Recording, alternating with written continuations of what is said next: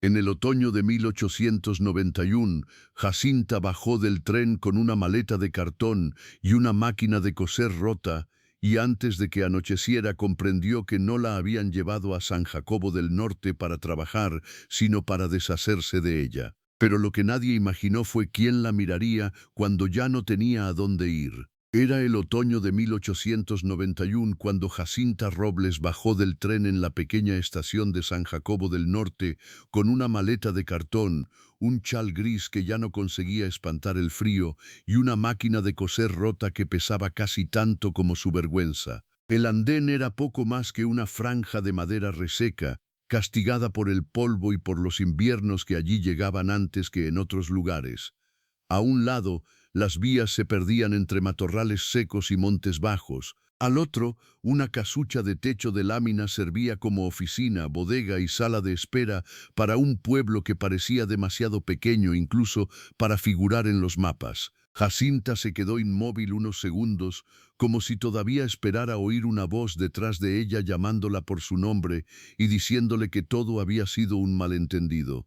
Pero no hubo ninguna voz. Solo el silbato lejano del tren alejándose, el rechinar del metal sobre los rieles y el viento áspero del norte metiéndose por las rendijas de su chal. La habían dejado allí de la forma más cruel y más simple, sin escándalo, sin pelea, sin una despedida que al menos tuviera la dignidad del odio. Su cuñado Anselmo, que durante 2 semanas le había repetido que en San Jacobo encontraría trabajo seguro arreglando ropa para un almacén, apenas le ayudó a bajar la máquina y la maleta. Después evitó mirarla a los ojos, murmuró que tenía prisa, que el contacto del que le habían hablado seguramente aparecería pronto, y volvió a subir al vagón antes de que ella pudiera hacer la pregunta que ya le temblaba en la boca. Cuando Jacinta reaccionó y quiso tocar la puerta del tren, éste ya había comenzado a moverse. Alcanzó a ver el rostro de Anselmo detrás del vidrio, duro, cansado, decidido a no cargar un día más con la viuda de su hermano. Aquel instante le bastó para entender la verdad entera. No la habían traído, la habían abandonado. Sintió que algo dentro de ella se hundía con un peso antiguo. Hacía 3 años que su marido Eusebio había muerto aplastado bajo un carro de harina en Chihuahua, y desde entonces Jacinta había aprendido a vivir con el dolor como otras mujeres vivían con una cicatriz en la frente, sin tocarla demasiado, pero sin olvidar nunca que estaba allí. Al principio había sobrevivido cosiendo para vecinas, remendando mangas, ensanchando cinturas, surciendo sábanas viejas. Sus manos eran rápidas, pacientes, honradas.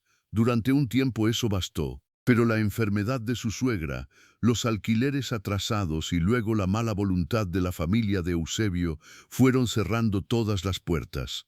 Anselmo comenzó a decir que una mujer sola siempre atrae problemas. Su esposa Rufina dejó de esconder que le molestaba verla en la cocina, en el patio, incluso respirando bajo el mismo techo. Y cuando la vieja máquina Singer que Jacinta había heredado de su madre se quebró del engrane central, como si hasta el hierro se hubiera cansado de resistir con ella, supo que su situación había dejado de ser precaria para volverse peligrosa. Ahora estaba allí, con esa misma máquina inútil apoyada junto a un banco de la estación, mirando un pueblo que no la esperaba. Tenía 28 años, el cuerpo delgado de tanto sacrificio y unos ojos oscuros que conservaban todavía una dulzura triste, casi fuera de lugar en una mujer a la que la vida había obligado a endurecerse demasiado pronto. Se agachó junto a la máquina y pasó la mano por la madera astillada de la base. El volante estaba torcido, la correa de cuero vencida, la aguja partida.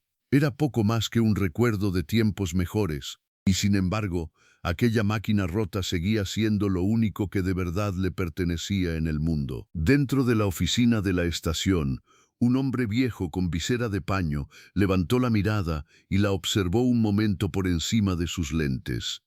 No había crueldad en sus ojos, pero sí esa distancia resignada de quien ha visto demasiadas desgracias ajenas como para sorprenderse por una más. Jacinta entró con pasos inseguros y preguntó por el almacén de telas que, según Anselmo, la estaba esperando. El viejo frunció el ceño, repitió el nombre que ella mencionó y negó lentamente con la cabeza. En San Jacobo no había tal almacén. Había una botica, una herrería, una fonda, una tienda de abarrotes y, a media legua, un rancho grande que cada invierno encargaba víveres y herramientas. Nada más. Jacinta sintió que el suelo se le volvía ajeno.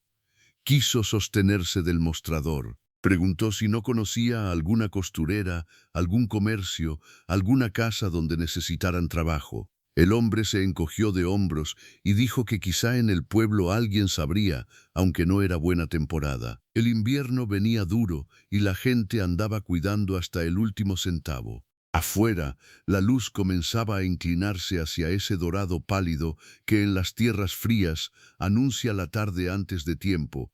Dos mujeres que esperaban un cargamento de harina la miraron de reojo, primero a ella y luego a la máquina rota, con esa rapidez con que los pueblos pequeños aprenden a clasificar a los recién llegados. No tardarían en decidir qué era Jacinta para ellos: una viuda, una forastera, una carga, quizá una mujer de mala suerte.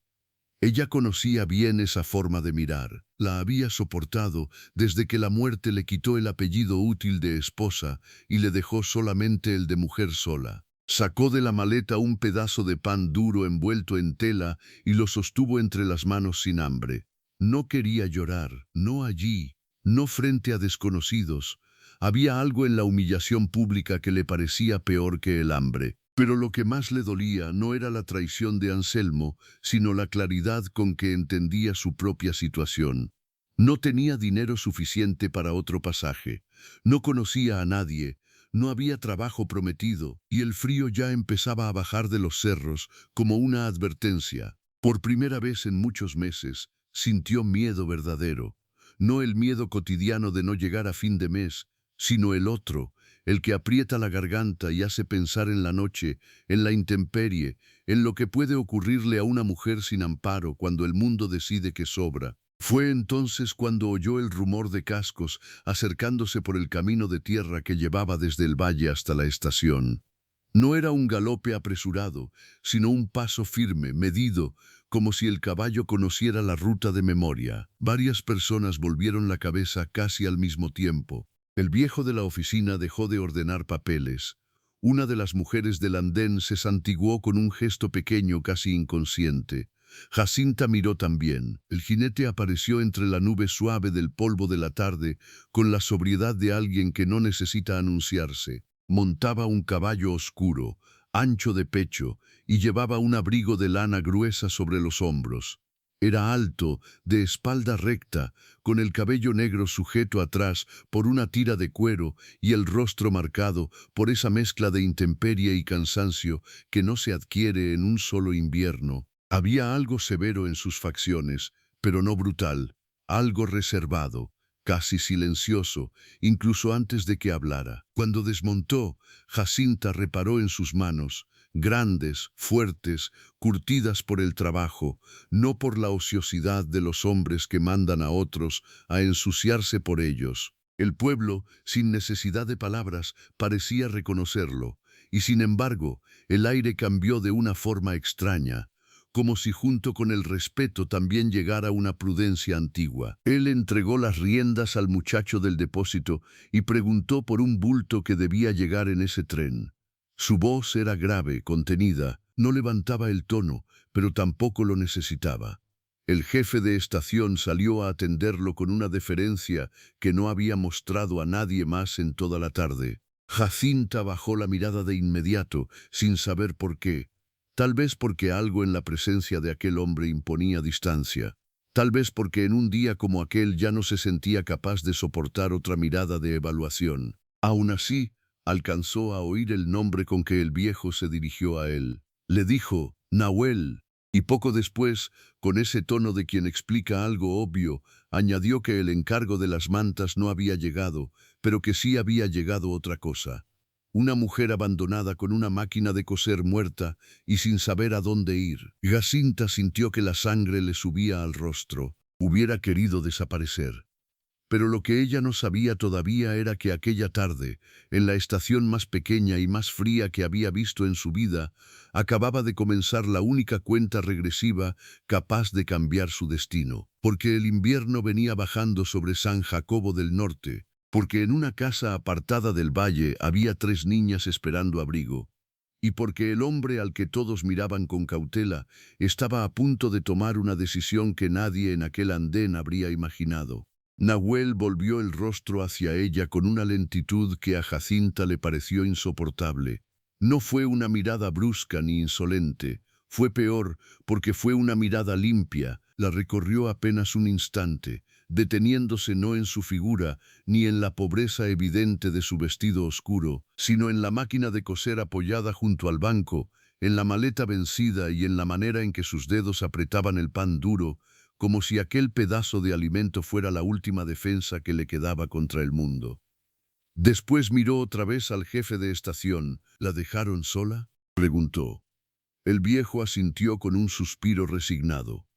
El hombre que la trajo volvió a subirse al tren antes de que arrancara. Dijo que venía a trabajar aquí, pero ya ve usted, ni almacén hay ni aviso de nadie. Desde hace una hora anda preguntando sin saber qué hacer. Nahuel guardó silencio.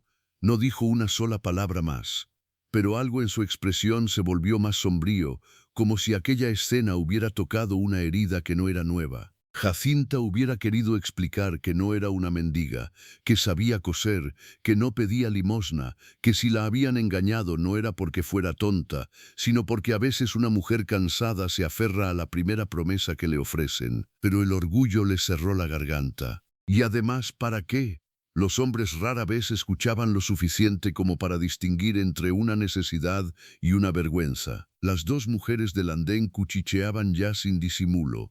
Una de ellas, robusta, de boca apretada y rebozo color vino, dijo en voz lo bastante alta para que todos la oyeran que el pueblo no estaba para cargar forasteras. La otra murmuró que una mujer sola siempre traía historias detrás y que las historias casi nunca llegaban solas. Jacinta sintió la punzada conocida de la humillación pública, bajó la cabeza. Había aprendido que defenderse en ciertos lugares solo servía para darles más material a quienes ya habían decidido juzgarla. Pero Nahuel no miró a las mujeres, ni siquiera les concedió el gesto de desaprobación que habría bastado para halagarlas. Siguió observando a Jacinta con esa seriedad tranquila que no se parecía al desprecio. Luego preguntó directamente, y aunque su voz siguió siendo baja, hubo en ella algo tan firme que el resto del andén se quedó en silencio. ¿Cómo se llama usted? Jacinta tardó en responder. Hacía mucho que nadie le preguntaba su nombre como si importara. Jacinta Robles, dijo al fin. ¿Sabe coser de verdad, Jacinta Robles? La pregunta tan concreta la desarmó más que cualquier compasión. Alzó apenas la mirada. Desde los 12 años, vestidos, camisas, mantas, remiendos, ropa de niño, lo que haga falta.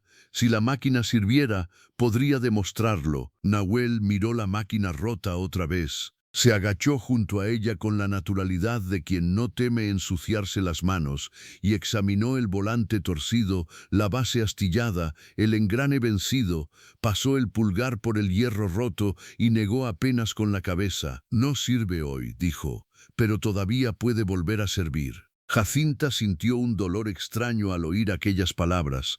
No estaba segura de si hablaba de la máquina o de algo más. El jefe de estación carraspeó, incómodo. Nahuel, yo podría dejarla quedarse en el banco hasta el anochecer, pero después cierro. Usted sabe cómo es esto. Y en la fonda de Doña Remedios apenas si reciben hombres de paso. A una mujer sola. No terminó la frase.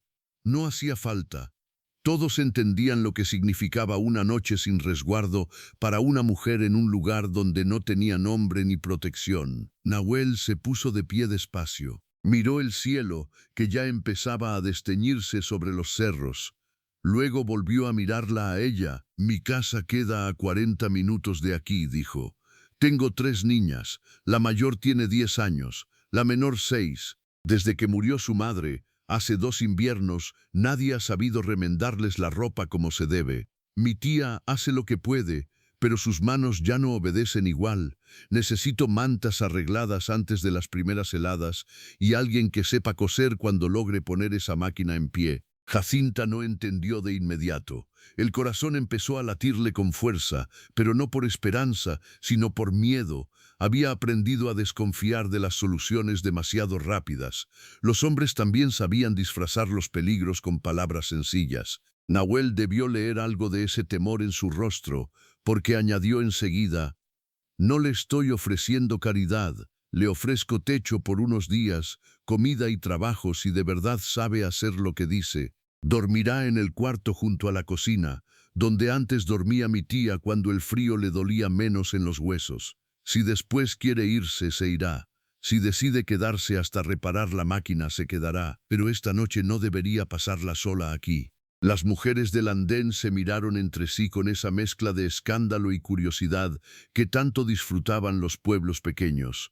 La del rebozo vino fue la primera en intervenir. «Nahuel, piense bien lo que hace. Luego la gente habla, una forastera en su casa, y con niñas». Él giró apenas la cabeza hacia ella.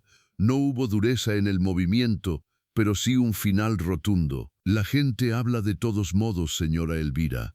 A veces incluso cuando debería callar». La mujer enrojeció y apretó los labios. Nadie volvió a decir nada. Jacinta sintió que el suelo se movía bajo sus pies.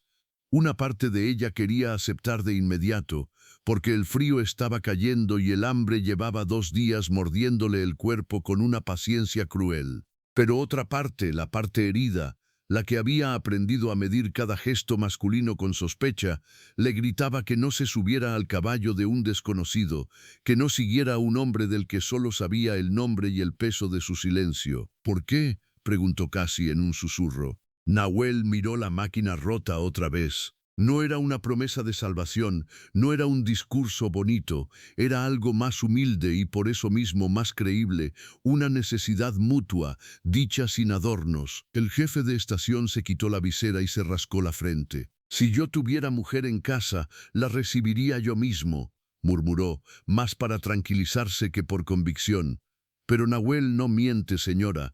Podrá ser callado como una piedra, pero no miente». Jacinta miró su maleta.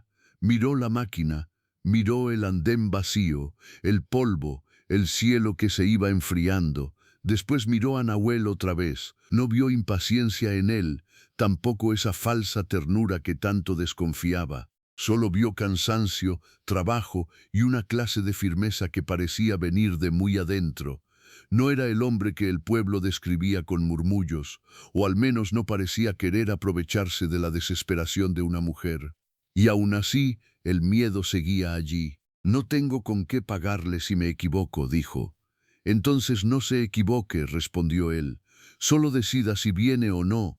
Aquella respuesta tan desnuda terminó de inclinar algo dentro de ella, porque por primera vez en muchos meses nadie intentaba convencerla como si fuera una criatura incapaz de pensar. Le estaba dejando elegir, aun cuando la elección venía apretada por la necesidad. Jacinta cerró los ojos un instante. Recordó el rostro de Anselmo detrás del vidrio del tren, apartando la mirada para no cargar con su culpa. Recordó a Rufina diciendo que una viuda siempre termina sobrando en la casa ajena. Recordó el ruido seco del engrane de la máquina rompiéndose la semana anterior, como si hasta el último sostén material se negara a seguir con ella, y entonces comprendió que el verdadero peligro no estaba donde todos miraban. El verdadero peligro era quedarse quieta por orgullo hasta que la noche terminara de cerrarse sobre ella. Asintió apenas. «Voy». No fue una palabra heroica, fue una rendición cansada, humilde, temblorosa, pero en esa sola sílaba había más valentía de la que cualquiera en aquel andén habría sabido reconocer. Nahuel tomó la maleta sin pedir permiso, no con arrogancia, sino con la simple economía de quien sabe que el tiempo apremia.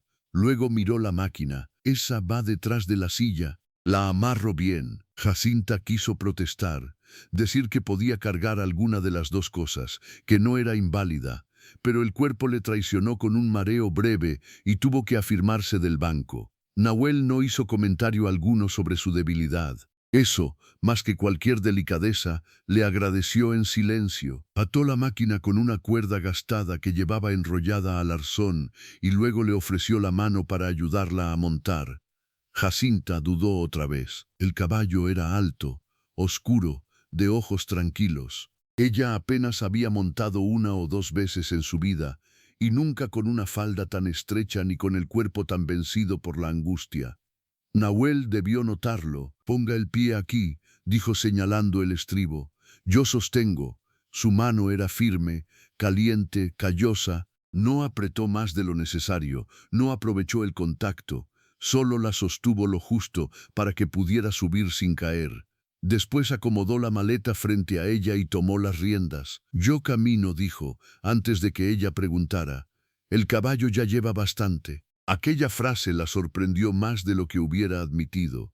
Un hombre menos atento la habría hecho ir a pie detrás de él o se habría montado también, obligándola a compartir una cercanía que ella no estaba lista para soportar. Pero Nahuel empezó a andar al lado del caballo, guiándolo con paso firme por el camino que salía de la estación hacia el valle. Atrás quedaron el jefe de estación, las dos mujeres y el andén miserable donde la habían dejado, como se deja un objeto que ya no hace falta. Adelante, el sendero se abría entre espinos, pasto seco y una luz de cobre que iba cayendo poco a poco sobre la tierra. Jacinta, sentada con torpeza sobre la montura, apretó el chal contra el pecho. No sabía a dónde iba exactamente, no sabía qué clase de casa la esperaba. No sabía si las tres niñas la mirarían con miedo o con rechazo, no sabía siquiera si al amanecer seguiría pensando que había hecho bien. Pero mientras el viento frío empezaba a bajar desde los cerros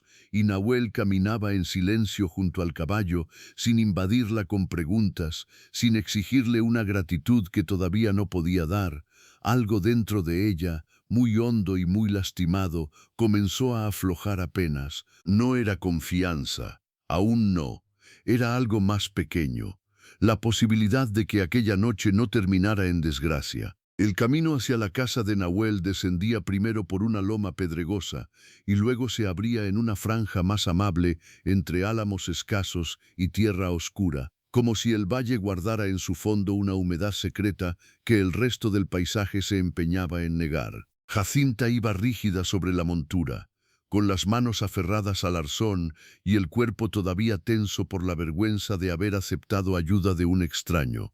El caballo avanzaba con paso seguro, obedeciendo a la presión leve de la rienda en manos de Nahuel, que caminaba a su lado sin mostrar cansancio. No intentó arrancarle conversación, no le preguntó por Anselmo, ni por la muerte de su marido, ni por los motivos exactos de su abandono. Y ese silencio, lejos de ofenderla, comenzó a parecerle una forma de respeto. El sol terminó de hundirse detrás de los cerros cuando divisaron la casa. No era una cabaña miserable ni tampoco un rancho ostentoso. Era una construcción ancha, de piedra clara y madera oscurecida por los inviernos, con un techo inclinado para aguantar la nieve y un corredor frontal protegido por pilares gruesos. A un lado se levantaba un cobertizo con herramientas, leña apilada y dos monturas colgadas. Más allá, un pequeño corral guardaba 3 cabras, algunas gallinas y un burro viejo que alzó apenas la cabeza al oír los cascos. Había también, detrás de la casa, un rectángulo de tierra trabajado donde aún sobrevivían algunas hileras de cebolla, col y hierbabuena bajo mantas de saco. Todo tenía una sobriedad limpia. Nada sobraba, nada estaba abandonado. Aquella casa no hablaba de riqueza, pero sí de orden, de trabajo y de una dignidad silenciosa que Jacinta reconoció enseguida. La puerta se abrió antes de que Nahuel alcanzara el primer escalón. Una mujer anciana apareció en el umbral con un candil en la mano. Tenía el cabello completamente blanco, recogido en una trenza gruesa que le caía sobre el hombro, y un rostro surcado de arrugas profundas, no amargas. Sus ojos, pequeños y vivos, se posaron primero en Nahuel, luego en Jacinta, y por último en la máquina de coser atada detrás de la silla. No hubo sobresalto en su expresión, Solo una evaluación serena, la de quien ha vivido lo suficiente como para saber que casi toda desgracia llega antes que las explicaciones. Llegaron tarde, dijo con voz áspera pero cálida. Las niñas ya preguntaron 3 veces si el tren se había tragado las mantas. Nahuel soltó apenas el aire, como si aquella frase doméstica le devolviera el cuerpo a un lugar conocido. El tren no trajo mantas, respondió. Trajo otra cosa. La anciana miró otra vez a Jacinta, y esta vez su mirada se detuvo en el cansancio de sus ojos, en el chal gastado, en la manera en que intentaba conservar la compostura sobre un caballo que claramente no dominaba. Ya veo, murmuró. Se hizo a un lado sin pronunciar palabra de bienvenida ni de rechazo. Ese gesto, simple y limpio, conmovió a Jacinta más de lo razonable, porque había pasado demasiado tiempo desde la última vez que alguien le abrió una puerta sin hacerla sentir deuda antes de cruzarla. Nahuel la ayudó a bajar con la misma sobriedad con que la había ayudado a subir.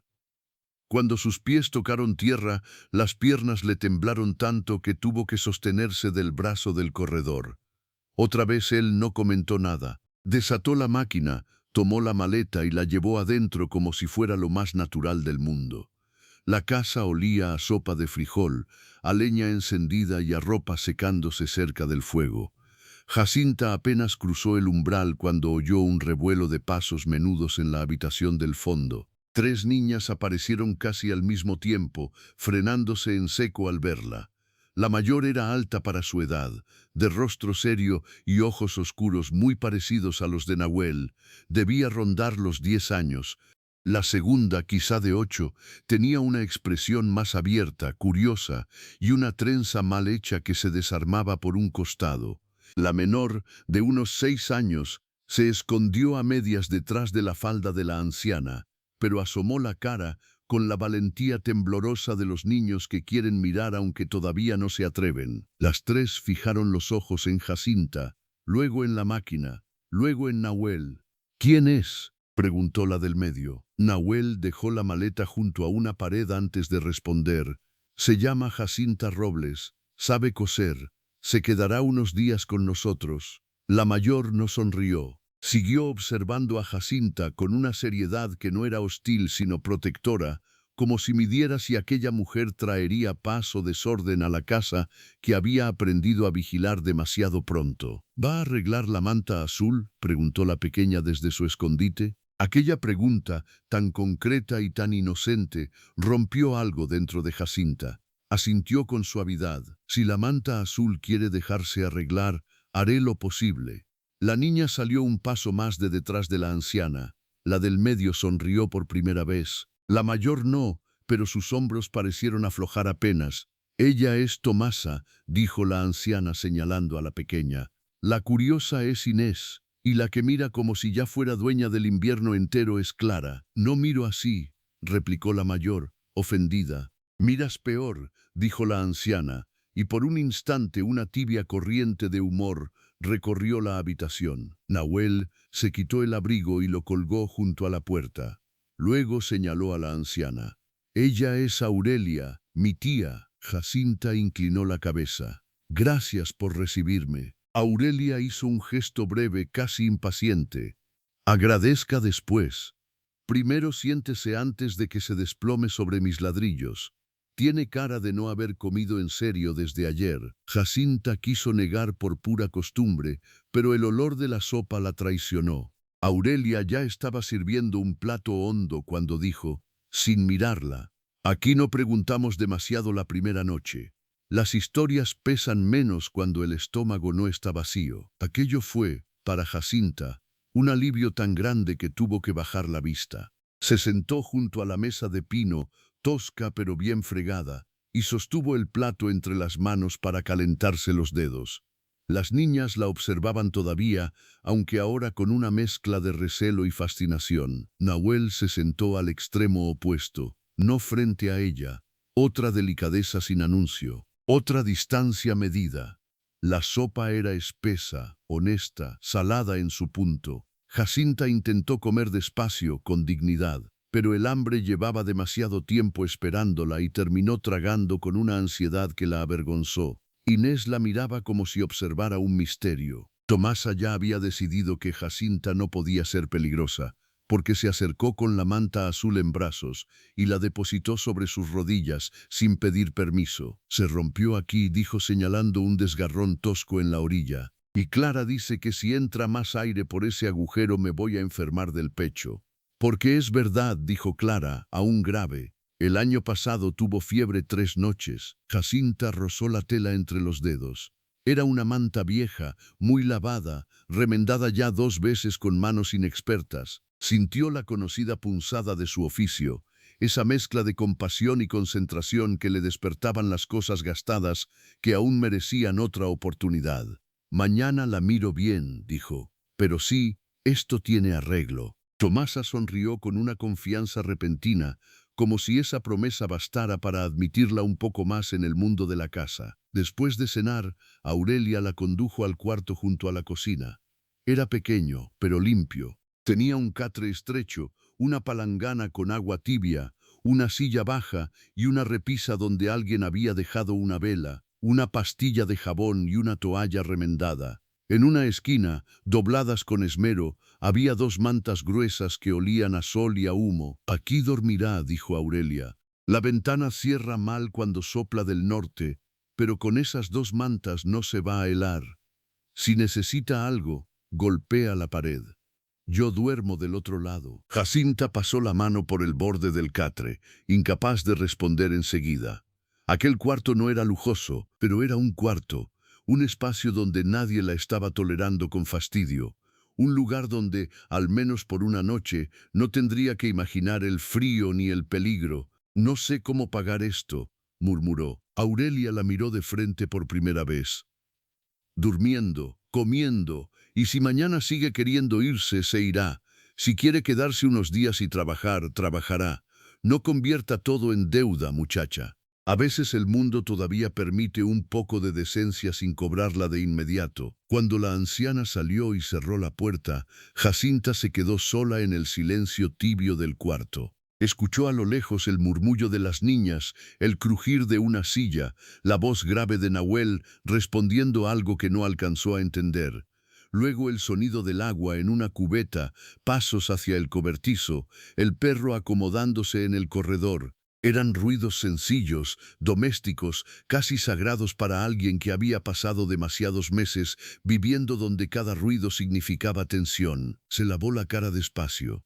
El agua tibia le arrancó el polvo del viaje y parte del temblor. Cuando se miró en el reflejo oscuro de la palangana, vio a una mujer más cansada de lo que recordaba, pero también vio algo distinto. No estaba huyendo, no esa noche, no estaba rogando, no estaba siendo empujada de una casa a otra como un mueble sobrante. Por primera vez en mucho tiempo, alguien le había preguntado qué sabía hacer antes de decidir si valía la pena darle un lugar. Se sentó en el borde del catre y dejó escapar el llanto con la cara entre las manos, silencioso, contenido, sin histeria. No lloraba solo por el abandono, lloraba por el cansancio de haber tenido que ser fuerte tanto tiempo. Lloraba porque la pregunta de Tomasa sobre la manta azul le había dolido más que la crueldad de Anselmo. Lloraba porque Nahuel no la había mirado como una carga, ni como una oportunidad, ni como una amenaza, sino como una mujer que sabía coser y necesitaba techo. Y esa clase de respeto, tan pequeña para otros, a ella le parecía inmensa. No supo cuánto tiempo pasó así. Solo levantó la cabeza cuando oyó 3 golpecitos suaves en la puerta. Sí, dijo secándose rápido las mejillas. La puerta se abrió apenas. Era Clara, la mayor. Llevaba algo entre las manos, una taza de barro humeante. Mi tía dice que esto ayuda a dormir cuando una viene con susto, dijo, sin entrar del todo. Es leche con canela. Jacinta la recibió con cuidado. Gracias.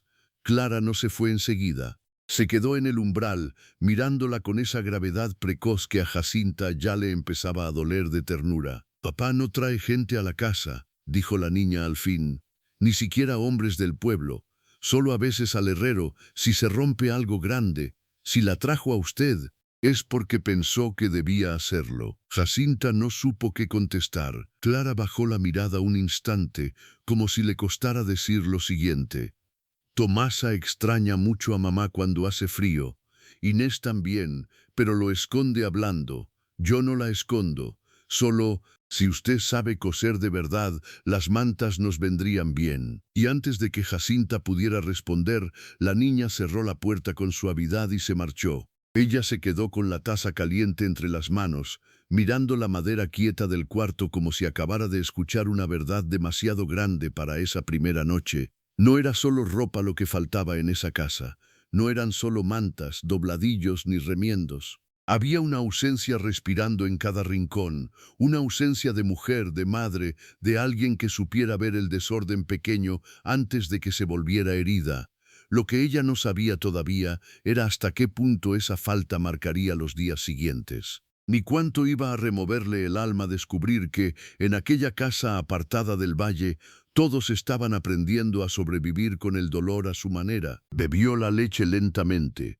Después se acostó entre las mantas ásperas, escuchando el viento comenzar a golpear la ventana mal cerrada.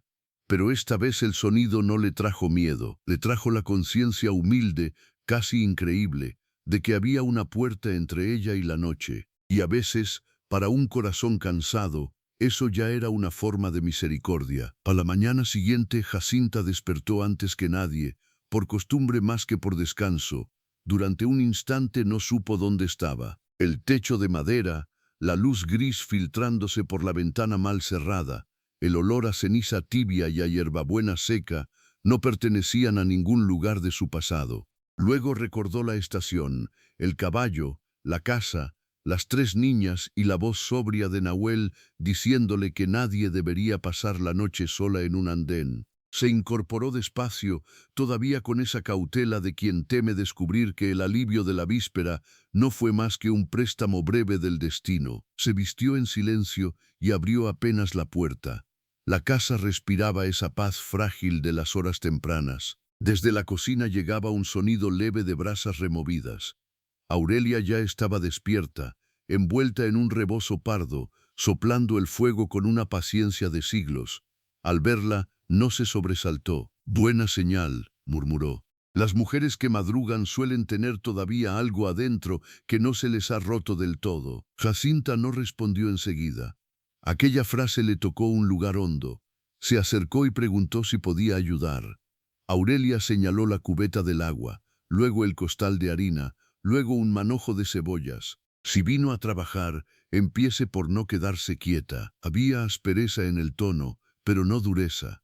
Jacinta entendió al instante que aquella anciana no ofrecía ternura fácil, sino algo más útil, un sitio claro dentro de la casa. Poco después aparecieron las niñas, una por una, todavía despeinadas, con el sueño pegado en los ojos y el frío en las puntas de los dedos. Tomasa fue la primera en buscar con la mirada la manta azul, como si temiera que la promesa de la noche anterior se hubiera desvanecido junto con el sueño. Inés habló antes de sentarse, preguntando si todas las costureras sabían arreglar también muñecas de trapo, bolsillos rotos y cintas de cabello.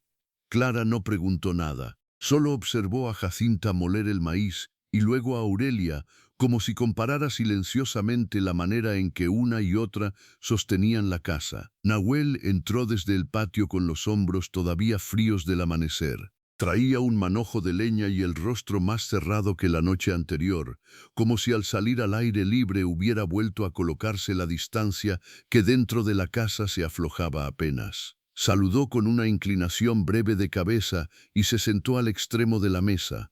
No hizo preguntas sobre cómo había dormido Jacinta ni sobre si pensaba quedarse. Pero cuando Aurelia le sirvió café, él miró la máquina apoyada junto a la pared y dijo: «Después de almorzar voy a abrirla». Tomasa alzó los ojos de inmediato. Hoy, respondió él. La pequeña sonrió con una esperanza tan limpia que Jacinta sintió un nudo en el pecho.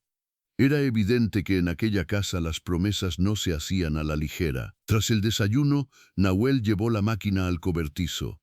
Jacinta lo siguió con cierta timidez, más por deber que por confianza. El cobertizo estaba ordenado con esa precisión austera de los hombres que viven del trabajo de sus manos. Herramientas colgadas por tamaño, clavos en frascos de vidrio, una mesa sólida de madera marcada por años de uso. Nahuel colocó la Singer sobre el banco y comenzó a desmontarla sin prisa. Sus dedos, fuertes y serenos, trataban el hierro roto con una clase de respeto que Jacinta no esperaba. No se burló del estado de la máquina, no dijo que era una pérdida de tiempo, solo observó, limpió, ajustó, probó una pieza contra otra como si escuchara algo que el metal aún podía decir. El engrane central está vencido, murmuró, pero no del todo muerto. Jacinta se acercó un paso. Mi madre decía eso de casi todo. Nahuel levantó apenas la vista hacia ella. Entonces su madre entendía de máquinas o de personas. Aquella respuesta la tomó desprevenida. No supo si sonreír o callar. Al final hizo ambas cosas a medias. Trabajaron juntos durante más de una hora. Jacinta limpiando el polvo viejo con un trapo húmedo, él enderezando una pieza con calor y presión, sustituyendo un tornillo perdido por otro rescatado de una caja de repuestos. Hablaron poco, pero el silencio ya no era el de la estación. Tenía otra textura. Era el silencio de dos personas ocupadas en algo concreto, sin necesidad de adornarse con palabras para justificar su presencia. Cuando al fin Nahuel hizo girar el volante, y éste respondió con un movimiento limpio, todavía áspero pero vivo, Jacinta sintió que el aire le faltaba un instante. No puede ser, susurró. Todavía no cante victoria, dijo él. Falta ajustar la tensión y cambiar la aguja.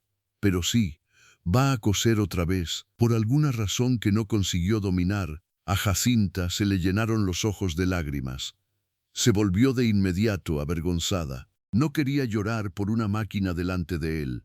Pero Nahuel no hizo comentario alguno. Siguió trabajando como si no hubiera visto nada, y esa delicadeza muda le dolió más dulcemente que cualquier consuelo. Al mediodía, la noticia de que la máquina había vuelto a andar ya era un acontecimiento doméstico. Inés aplaudió. Tomasa corrió por la manta azul como si acudiera a una ceremonia importante. Incluso Clara dejó ver una chispa de alivio en los ojos. Jacinta se sentó junto a la ventana del comedor, donde caía la mejor luz, y pasó los dedos por la tela rota con la concentración reverente de quien vuelve a tocar una parte de sí misma después de creerla perdida. Enhebró la aguja, tensó la costura y comenzó. El sonido de la máquina llenó la casa con una música pequeña, rítmica, casi olvidada. Aurelia dejó de pelar papas para escuchar. Tomasa se acercó tanto que casi apoyó la barbilla en la mesa. Inés preguntó si todas las costuras sonaban igual o si algunas sonaban más felices que otras. Clara no se movió del umbral, pero sus ojos permanecieron fijos en la aguja subiendo y bajando, como si aquella escena significara más de lo que estaba dispuesta a decir. Jacinta cosía y mientras lo hacía, sintió por primera vez en muchos meses algo parecido a la dignidad regresar a su cuerpo. No era solo que supiera hacer bien ese trabajo, era que allí, en esa casa, ese saber tenía un lugar claro. No estaba remendando por lástima ni mendigando tareas para justificar un plato de comida. Estaba haciendo algo necesario, algo que todos veían y respetaban. La manta azul quedó lista antes de caer la tarde. Tomasa la recibió como si fuera un tesoro rescatado del fondo de un río. La abrazó contra el pecho y luego, con esa generosidad súbita que tienen los niños, la extendió sobre los hombros de Jacinta por un segundo. Para que vea cómo quedó, dijo. Todos rieron, incluso Nahuel, aunque en él la risa fue apenas una sombra tibia en la boca. Y a Jacinta aquella media sonrisa le bastó para comprender algo que el pueblo seguramente nunca había querido ver. No había dureza en sus ojos, sino cansancio. No había frialdad en su silencio, sino una costumbre antigua de guardarse lo más hondo. Pero la paz no duraría mucho. Aquella misma tarde, cuando el viento empezó a cambiar y el cielo se volvió de un gris más compacto, alguien golpeó la puerta delantera con nudillos secos y urgentes. Clara fue la primera en tensarse. Aurelia alzó la cabeza. Nahuel dejó el hacha pequeña con la que estaba partiendo astillas y fue a abrir. Era doña Elvira, la mujer del andén, envuelta en su rebozo vino y acompañada por otra vecina, más delgada, con ojos ansiosos de noticia. Apenas vio a Jacinta junto a la mesa de costura, su boca se apretó con esa satisfacción amarga de quien confirma un rumor antes de tiempo. Así que era cierto, dijo, entrando solo lo justo para que la curiosidad no pareciera descaro. Ya la instaló aquí. Nahuel no respondió de inmediato. Buenas tardes, doña Elvira. La mujer ignoró el saludo. Vengo a decirle que en el pueblo ya están hablando, y no poco. Dicen que trajo a una viuda desconocida a vivir con sus hijas, que nadie sabe de dónde salió, que ni siquiera pasó por la capilla ni por casa decente antes de entrar aquí. Usted sabe cómo son estas cosas. Jacinta sintió que el estómago se le cerraba. Ahí estaba otra vez, la sombra del juicio, el veneno pequeño de los pueblos, siempre dispuesto a caer sobre la mujer que llega sola. Nahuel apoyó una mano en el marco de la puerta. Sí, sé cómo son estas cosas, dijo con calma. La gente inventa peligro donde no lo hay y calla cuando el daño es verdadero. Doña Elvira frunció el ceño. Lo digo por sus niñas, y yo las cuido por mis niñas, respondió él. La otra vecina intervino entonces, con esa falsa suavidad que suele ser más cruel que el insulto. Nadie duda de sus intenciones, Nahuel, pero una mujer abandonada siempre trae problemas detrás. Un marido, una deuda, un escándalo, algo hay. No aparecen solas por voluntad de Dios en una estación. Jacinta bajó la vista.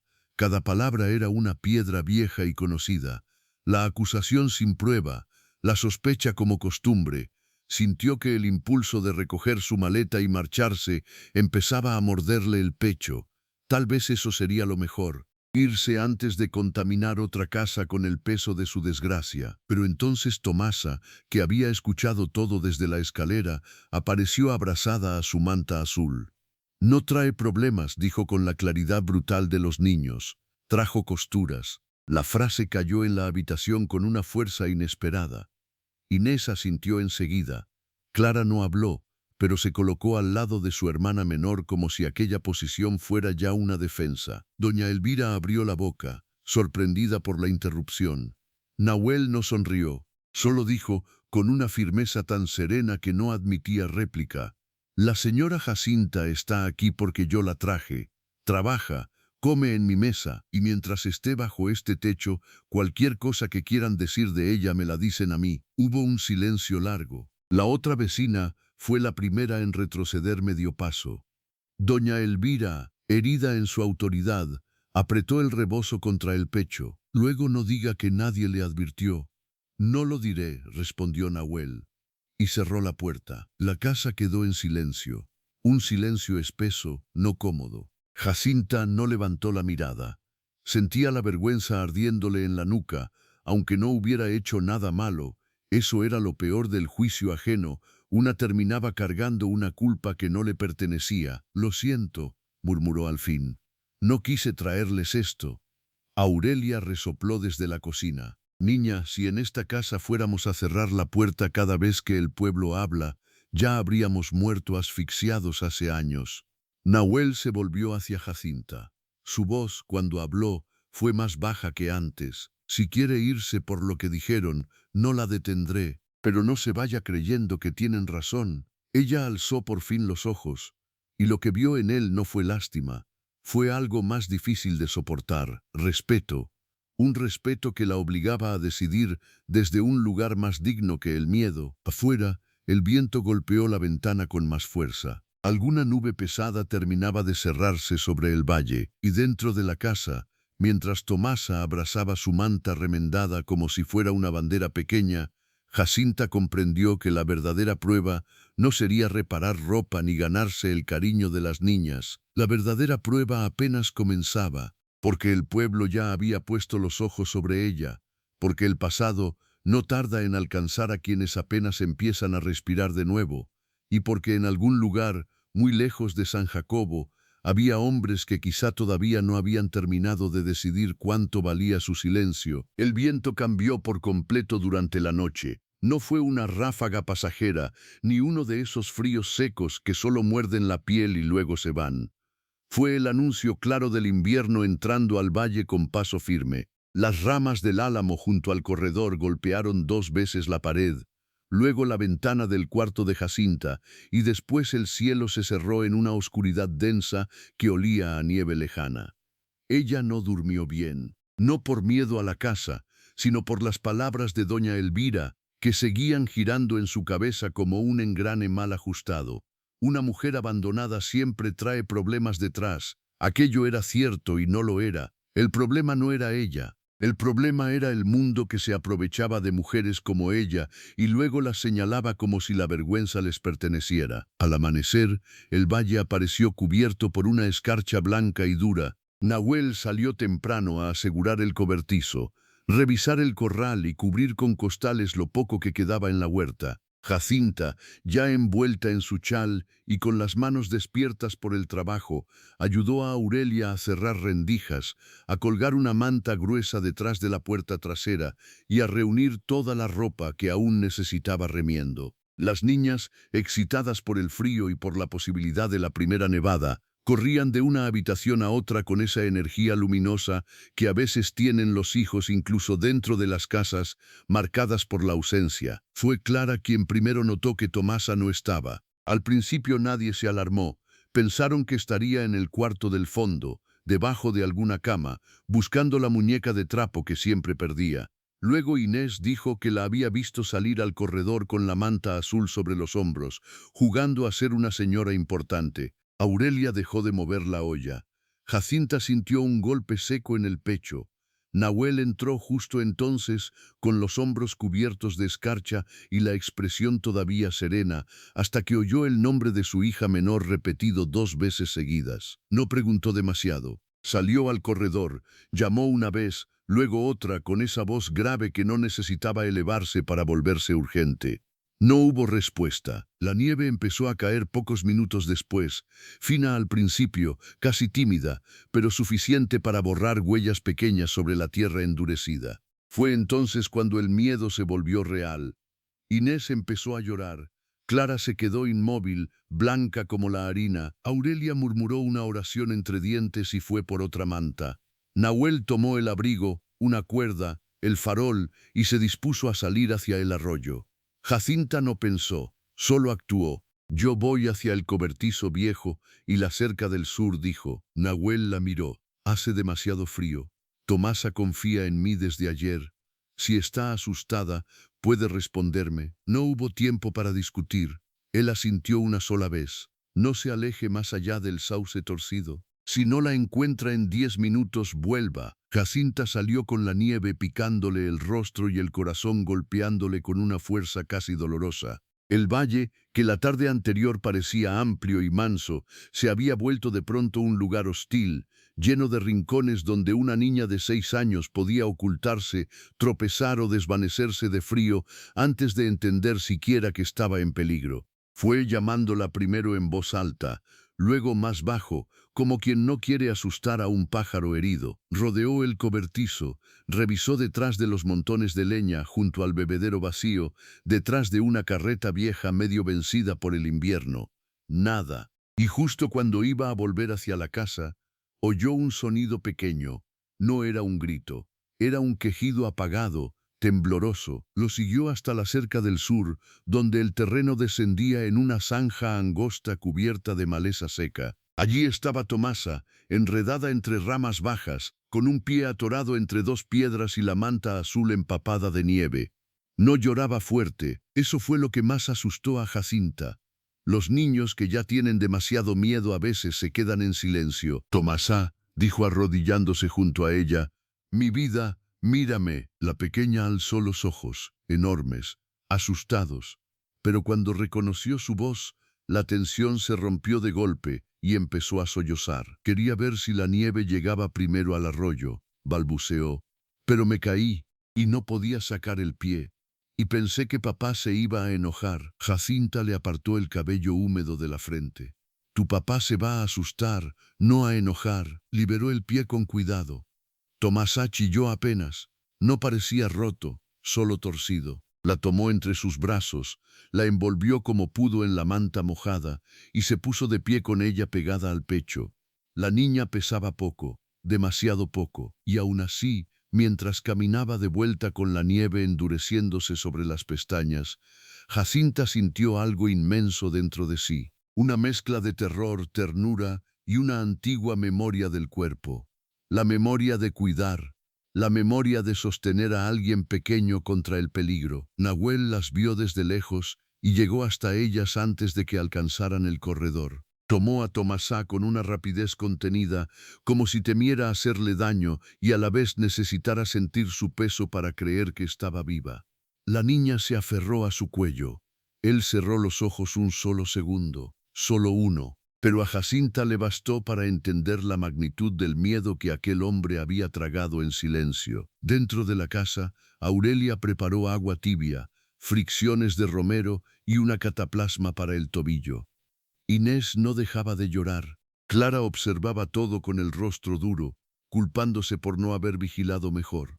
Nahuel se sentó junto al catre de Tomasa mientras Aurelia revisaba el pie. Jacinta secó el cabello de la niña, le puso calcetas secas, le calentó las manos entre las suyas.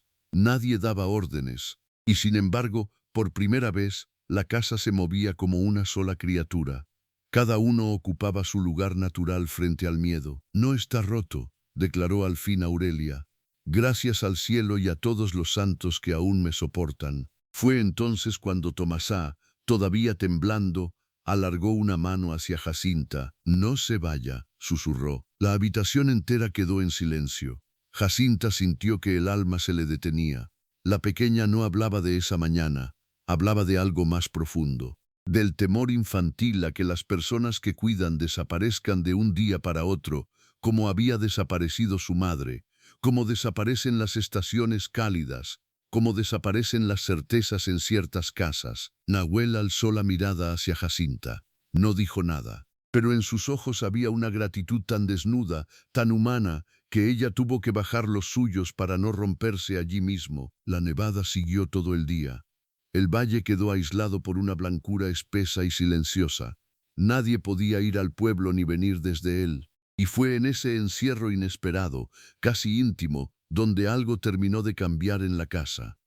Inés se quedó dormida apoyada en el regazo de Aurelia. Clara, agotada de sostenerse fuerte, terminó cabeceando junto al fuego con la cabeza en el hombro de Jacinta, como si su cuerpo hubiera decidido confiar antes que su orgullo. Tomasá no soltó la mano de su padre en horas, pero cada tanto buscaba con los ojos a Jacinta para asegurarse de que seguía allí. Cuando cayó la noche, Nahuel salió un momento al corredor a sacudir la nieve del techo bajo.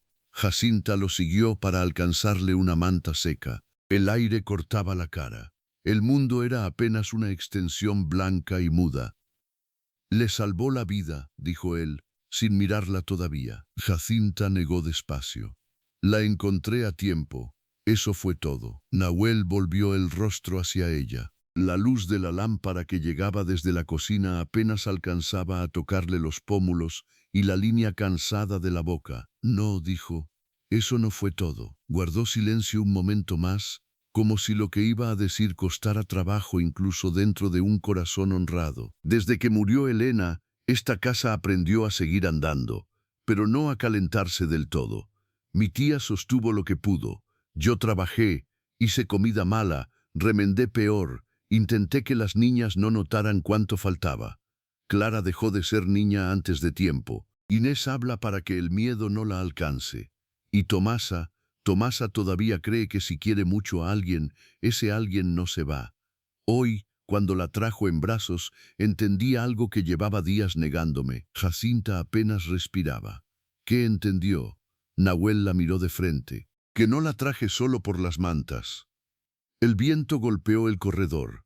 Ninguno de los dos se movió. «No sé ponerle nombre todavía a todo esto», continuó él.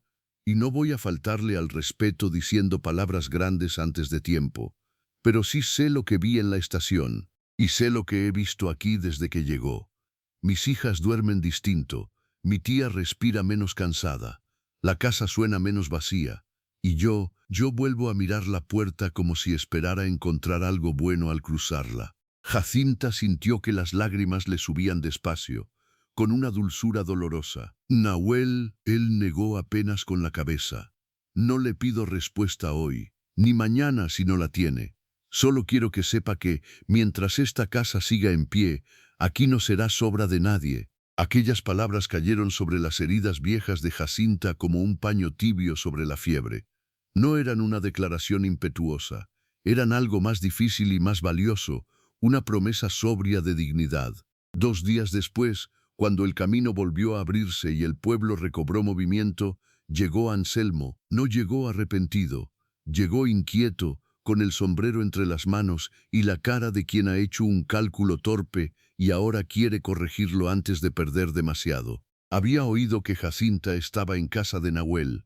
Había oído también que el invierno había aislado el rancho y que la forastera seguía allí.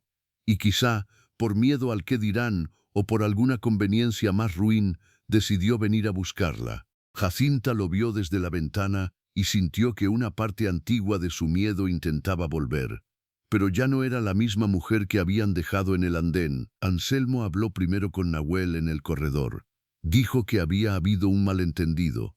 Dijo que Rufina estaba nerviosa. Dijo que Jacinta podía volver, que ya encontrarían cómo acomodarse, que la familia al final es la familia. Mentía mal. Lo hacía con esa torpeza de los hombres que creen que basta invocar la palabra deber para borrar una traición. Nahuel no levantó la voz. No hizo falta. Cuando Jacinta salió y se colocó a su lado, Anselmo intentó usar un tono más suave. No, Jacinta, vámonos. Esto ya dio bastante de qué hablar. Ella lo miró largo rato. Vio en él al hombre que evitó sus ojos detrás del vidrio del tren. Vio al cuñado que prefirió dejarla a merced del frío antes que contrariar a su esposa. Y por primera vez en mucho tiempo, no sintió vergüenza, sintió claridad. No, dijo. Anselmo parpadeó sorprendido. No seas terca, ya bastante humillación pasamos todos. La humillación la pasé yo, respondió ella con una calma que lo desarmó. Usted me mintió, me abandonó y me dejó sin un peso en una estación que ni siquiera conocía. Si hoy tengo techo, comida y trabajo, no es por usted, es a pesar de usted. El hombre enrojeció. Yo hice lo que pude. No, usted hizo lo más fácil. El silencio fue total. Incluso Aurelia, desde la puerta, dejó de mover el rosario. Jacinta dio un paso más al frente. Dígale a Rufina que no volveré. Y dígase usted mismo, si todavía le queda algo de verdad, que una viuda no es una carga por existir. La carga es la cobardía de quienes la entregan para no mirarla. Anselmo no encontró respuesta. Bajó la vista, murmuró algo inservible y se marchó por el camino con la espalda más pequeña de lo que había llegado. Cuando desapareció entre los álamos, Jacinta soltó el aire como quien termina de arrancarse una espina enterrada demasiado tiempo. Nahuel no dijo se lo dije, no la tocó, solo permaneció a su lado, firme, presente, y en esa presencia vivía ya una forma de amor más verdadera que muchas promesas. La primavera tardó en llegar, pero llegó. Con ella vinieron nuevas telas desde el pueblo, encargos de remiendo, mujeres que primero habían murmurado y luego, obligadas por la necesidad, tocaron la puerta preguntando si Jacinta podía arreglar un vestido de niña, una camisa de trabajo, una sábana heredada. La misma doña Elvira envió una colcha desfondada sin atreverse a traerla en persona. Aurelia se rió 3 días seguidos. Las niñas volvieron a correr descalzas por el corredor en las horas tibias.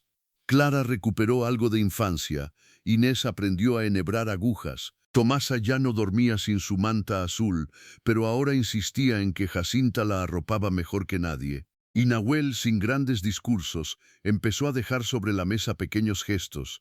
Una caja nueva de agujas, un dedal de plata vieja que había sido de su madre, una tabla mejor para apoyar la máquina junto a la ventana. No hubo prisa, no hubo romance instantáneo, hubo días, días de pan compartido, de trabajo, de confianza ganada, hasta que una tarde de abril, bajo el mismo corredor donde el invierno había confesado lo que aún no sabía nombrar, Nahuel le preguntó si quería quedarse ya no por unos días, sino por la vida que juntos pudieran construir. Jacinta no respondió enseguida.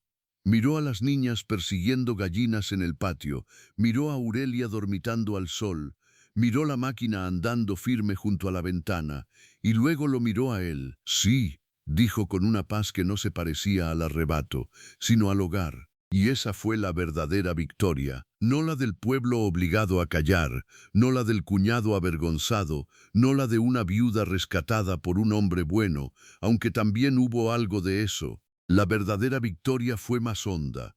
Una mujer a la que dejaron como si no valiera nada descubrió que su dignidad seguía intacta. Un hombre cansado entendió que la fortaleza no basta cuando la casa necesita ternura. Tres niñas aprendieron que el amor no reemplaza a quien se fue, pero sí puede volver a encender el fuego donde solo quedaban brasas. Porque el verdadero hogar no siempre espera donde uno nació. A veces aparece después del rechazo, después del frío, después de la humillación. A veces llega con una máquina rota, una manta azul y una puerta que se abre justo cuando la noche parecía cerrarse para siempre, y en ello vivía la lección más profunda de su historia, que nadie puede decidir el valor de un alma solo porque un día fue abandonada. Porque quien sabe sostener su bondad en medio del desprecio, termina encontrando, tarde o temprano, el lugar donde por fin nos sobra.